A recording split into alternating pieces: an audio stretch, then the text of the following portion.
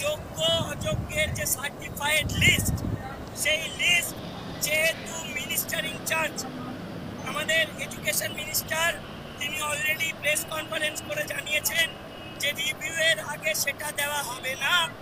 তাই chairman sir ওই বক্তব্যের মধ্যে ঢুকতে পারেন, কারণ যেহেতু এডুকেশন মিনিস্টার বলে দিয়েছেন, তাই চেয়ারম্যান স্যার কিছু করতে পারবেন না।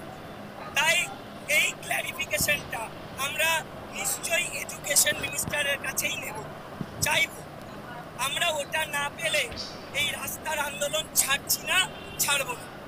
এবং সাথে ওএমআর পাবলিকেশনের যে ব্যাপারটা আছে, যেটা অনেকেই চাইছে যে, এবং আমাদের দাবিও যে ওএমআর গুলো পাবলিশ করা হোক, সেটার বিষয়ে আগামীকাল ডিভিশন বেঞ্চে হিয়ারিং আছে।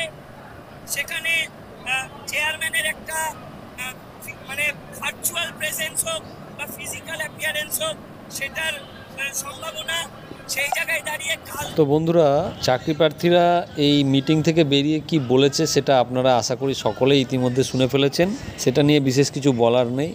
যেটা বলার সেটা হলো, একটা প্রচণ্ড রকমের ভাওতা দেওয়ার পরিকল্পনা রাজ্য সরকার গ্রহণ করেছে। যারা বলছে এই কথাগুলো যে আজকে তোমাদেরকে লিস্ট দেওয়া হবে, তারা সেই শিডিউল ডেটে লিস্টটা পাবলিশ করলো না কেন? তার কারণ হচ্ছে তারা একটা ভাওতা দিতে চাইছে চাকরি প্রার্থীদের। সেই কারণে এই যে এখন বলা হচ্ছে যে এসএসসি চেয়ারম্যান সাহেব লিস্ট প্রকাশ করতে পারবে না, কেন না এসএসসির যে আমাদের শিক্ষামন্ত্রী, তিনি পারমিশন না দিলে পারবেন। তাহলে শিক্ষামন্ত্রী পারমিশন দিচ্ছেন না কেন? এর আগে যখন বলা হলো যে লিস্ট পাবলিশ করা হবে, তখন তো প্রত্যেকটা ডিপার্টমেন্টই জানতো, স্কুল সার্ভিস কমিশন জানতো, মধ্যশিক্ষা পর্ষদ জানতো, রাজ্য সরকার জানতো। তাহলে এখন এসে আবার এই নতুন গল্প কেন দেওয়া হচ্ছে যে শিক্ষামন্ত্রী জানতেন না, তাকে চিঠি দিতে হবে? তো বিষয়টা হলো সম্পূর্ণ ব্যাপারটাই একটা গুলিয়ে দেওয়ার চেষ্টা এই আন্দোলনটাকে থামানোর জন্য। আর যেটা চাকরি প্রার্থী যিনি বললেন যে ওএমআর শিটগুলো পাবলিশ করার বিষয়ে আগামীকাল ডিভিশন বেঞ্চে মামলা আছে, হিয়ারিং আছে, এটা কিন্তু সত্যি একটা ভাইটাল বিষয় যে যেখানে ডিভিশন বেঞ্চের অর্ডারটাকে আফেল করা হয়েছে সুপ্রিম কোর্টের পক্ষ থেকে,